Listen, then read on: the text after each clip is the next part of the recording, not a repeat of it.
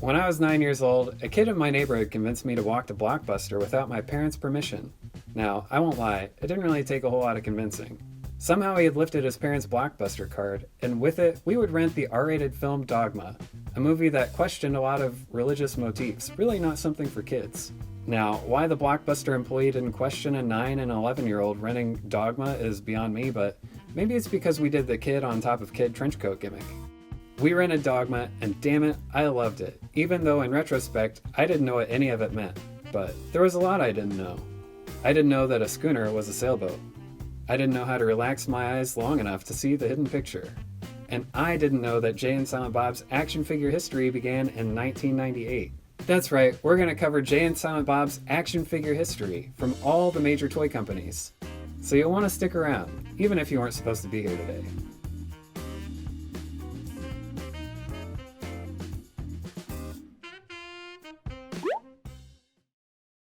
Graphitti Designs, a fresh new independent toy company in 1998, would bring Jay and Silent Bob to plastic. At that point, Clerks and Mallrats and I guess Chasing Amy were cult favorites. The figures came with accessories true to the films. And if you're wondering, the accessories are not functional.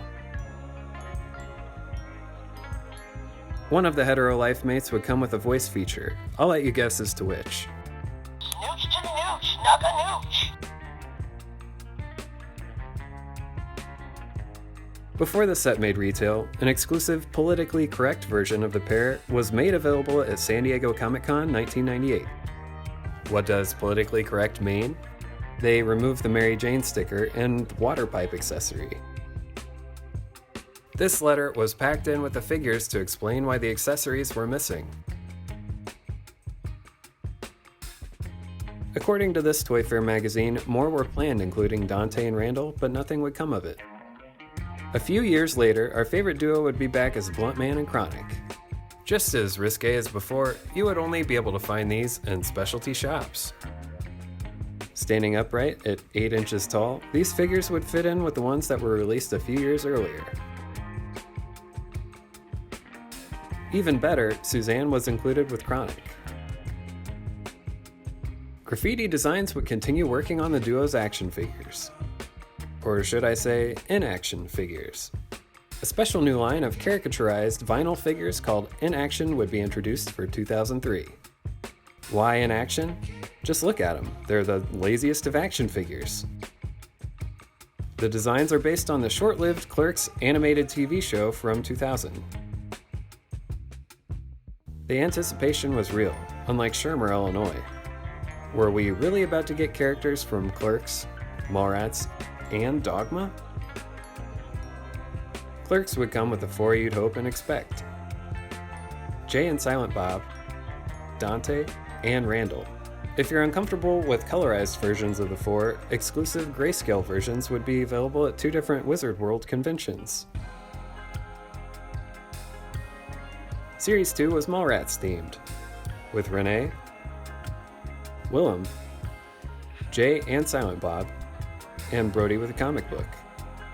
Mallrats and the future sets were not based on designs from the TV show. If you relax your eyes long enough, you'll see Steve Dave and fanboy exclusives from San Diego Comic-Con 2003. At the same event, fans would see a preview of Dogma in action figures, including cutouts of Alanis Morissette as God herself, and Alan Rickman's character, Metatron.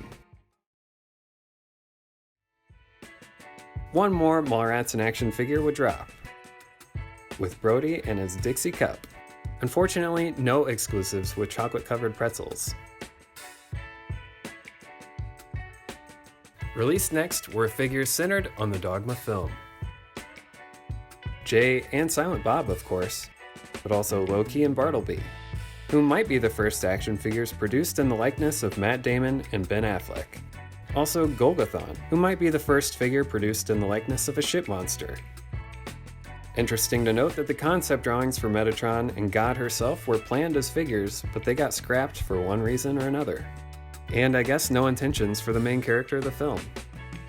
Dogma fans wouldn't be at a complete loss. Check out your buddy here. Also released in 2004 were figures based on Jay and Silent Bob Strike Back.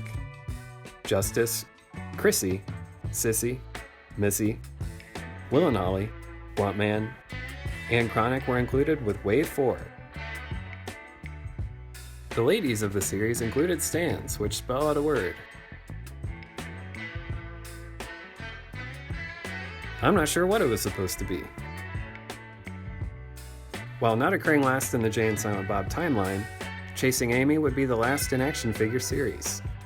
Hooper, Banky, Holden, Alyssa, and Tracer were available, and are the hardest to find these days. Other in-action figures released throughout the line's run included several Kevin Smith exclusives.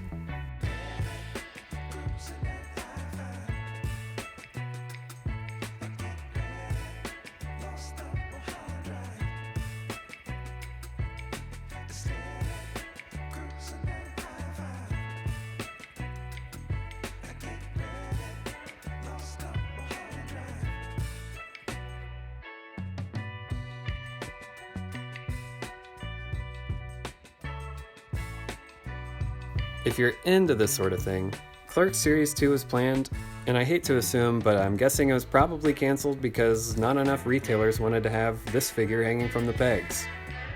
If you're devastated that this series sits unreleased, you're not alone. A petition to release the figures is on change.org. After a hiatus from retail, Jay and Silent Bob would strike back with Diamond Select. These would become available at the end of 2014 at comic shops and the like. Planned for early 2015, a second series. Blunt Man, Chronic, and Villainous Cockknocker. Celebrating Clerks' 20th anniversary-ish, Jay and Dante, and Bob and Randall would hit retail. These figures would come with large backdrops or dioramas to increase displayability. If you weren't concerned with backdrops, you could find Jay and Silent Bob with smaller packaging and sans backdrops at Toys R Us. One good turn deserves another, with Mallrats next in 2017. It featured 2 assortments of 2 like before. Jay and Brody, and Silent Bob and Renee.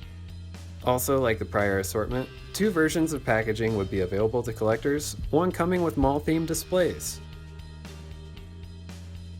Toys R Us was in bankruptcy mode when these were at retail and could be found severely discounted. Toys R Us didn't make it, and ended what was likely the easiest path of getting Jay and Silent Bob figures on the shelves. The next assortment would feel like a surprise, with Jay and Silent Bob reboot figures. It would just be these 2, with a standard, insanely large packaging.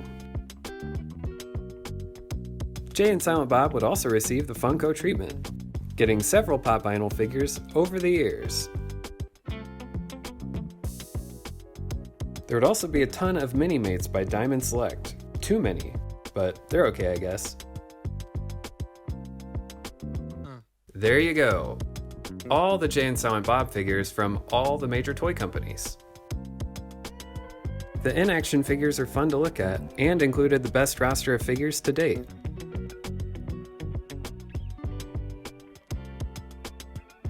Diamond Select's toy offerings are probably as quality as it's going to get.